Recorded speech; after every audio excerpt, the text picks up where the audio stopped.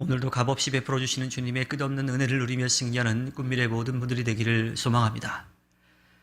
우리의 삶에는요, 감사라고 하는 그 한마디 말에 담을 수 없는 여러 가지 많은 일들을 경험하며 살아가고 있습니다.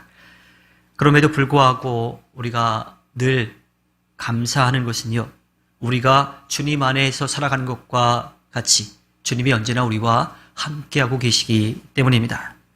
그런데 어떨까요? 조금만 정직하게 우리의 삶을 돌아보면요, 감사한 마음에 북받쳐 살기보다는요, 누군가에 대한 원망, 또 억울하다는 생각에 사로잡혀 살아갈 때가 더 많은 것 같습니다. 그 까닭이 무엇일까요? 사람들은 흔히 우리가 살아가는 세상이 그렇다라고 말합니다. 정말 그래서일까요? 사실 우리의 삶은요, 풍요롭지요. 우리가 살아가는 모든 것은 다 주어진 것이라고 하는 겁니다. 그렇게 풍요롭게 채워져 있음에도 불구하고 아쉽고 또 불평과 원망에 사로잡혀 살아가는 까닭은 무엇일까요? 우리 마음의 초점이 잘못되어 있기 때문입니다. 지금 우리가 누리고 있는 것을 당연하게 여기고 있기 때문이죠. 사랑을 받을 뿐만 아니라 사랑을 할 사람이 있다라고 하는 것도 감사할 일이에요. 누군가가 나를 위해서 어떠한 일을 해주는 것도 감사하지만 내가 누군가를 위해서 어떠한 일을 할 수 있다라고 하는 것, 그 자체도 감사한 거지요. 어느 것 하나 당연한 것이 아닙니다. 다 감사할 일이에요. 생각하면 해볼수록 우리는 이 땅에서 빚을 지고 살아가는 사람들입니다. 우리가 누리고 있는 모든 것은요, 당연한 것이 아니라 주님께서 우리들에게 선물로 주신 것이고요, 또 누군가의 희생, 또 누군가의 수고를 통해서 얻어지는 것들이에요. 이것을 보는 눈이 열릴 때 우리는 우리의 삶이 진정한 풍요를 누릴 수 있게 될 것입니다. 그런데 무엇보다도 우리가 감사해야 될 일은요, 주님이 우리를 주님의 자녀로 삼아주셨다라고 하는 것이고요. 그냥 그렇게 주님의 자녀로 삼아주신 것을 넘어서 주님의 일을 우리를 믿고 맡겨주셨다라고 하는 거예요. 주님의 손과 발이 되어서 주님께서 맡기신 일들을 할 수 있도록 해주신다라고 하는 겁니다. 오늘 말씀에서 사도 바울은요, 주님의 부르심에 합당한 사람이 되게 해달라고 데살로니가 교회 성도들을 위해서 기도합니다.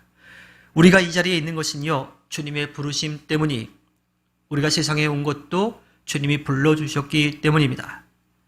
주님이 우리를 이 땅으로 불러주신 까닭은요, 우리에게 뭔가 맡겨주실 일이 있기 때문이에요. 우리는 그것을 알아야 합니다. 예수님은 성경에 나온 기록들을 살펴보았을 때 30 정도의 나이에 하나님께서 그에게 맡기신 일을 시작했습니다. 요한복음 6장 38절에 보면 내가 내 뜻을 행하려고 하늘에서 내려온 것이 아니라 나를 보내신 분의 뜻을 행하려고 왔다라고 말씀하시죠. 예수님이 깨닫고 또 행하신 그 일은 아주 간결합니다. 세상에서 당신과 인연을 맺은 사람들 가운데 한 사람도 잃어버리지 않고 하나님께서 베풀어 주신 구원의 은혜를 누리며 살아가도록 하는 거예요.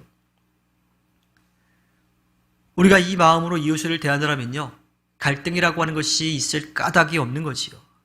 전쟁과 테러와 갈등이라고 하는 것은 다른 사람을 존중하지 않기 때문에, 그를 인정하지 않기 때문에 생겨나는 일들이지요. 부르심에 합당한 삶이라고 하는 것은요, 다른 것이 아니라 예수님의 마음을 품고 어느 누구도 소외되지 않고 어느 누구도 잃어버리지 않고 함께 주님의 구원의 은혜를 누리도록 하려고 하는 마음인 겁니다. 그러한 마음으로 이웃을 대하고 또 세상을 대하는 것, 그것이 바로 부르심에 합당한 삶을 살아가는 거죠. 늘 자기 욕망을 따라 사는 사람은요, 안달합니다. 조급해요. 하지만 주님의 뜻을 따라 사는 사람은 느긋하죠. 사도 바울은요, 데살로니가 교회 성도들을 위해서 그의 능력으로 모든 선한 뜻과 믿음의 행위를 완성해 주시기를 빌고 있는데, 그들이 다 주님의 부르심에 맞는 그 삶을 살기를 바라는 마음입니다. 주님의 일은요, 내가 하는 것 같아 보여도 내가 하는 것이 아니라 주님께서 그 일을 이루어 가시고 완성해 주십니다. 형편없이 그려놓은 그림이라 하더라도요. 화가가 거기에 손을 대면요.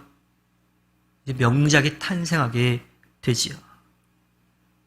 우리는 우리가 그 일을 하는 것이 아니라 주님께서 우리를 믿고 맡기셨다라고 하는 겸손한 마음 가운데 열심을 내고 또 주님이 그 일을 하실 수 있도록 여지를 만들어 놓을 때에 주님의 아름다운 뜻이 이루어져 가게 되어 있습니다.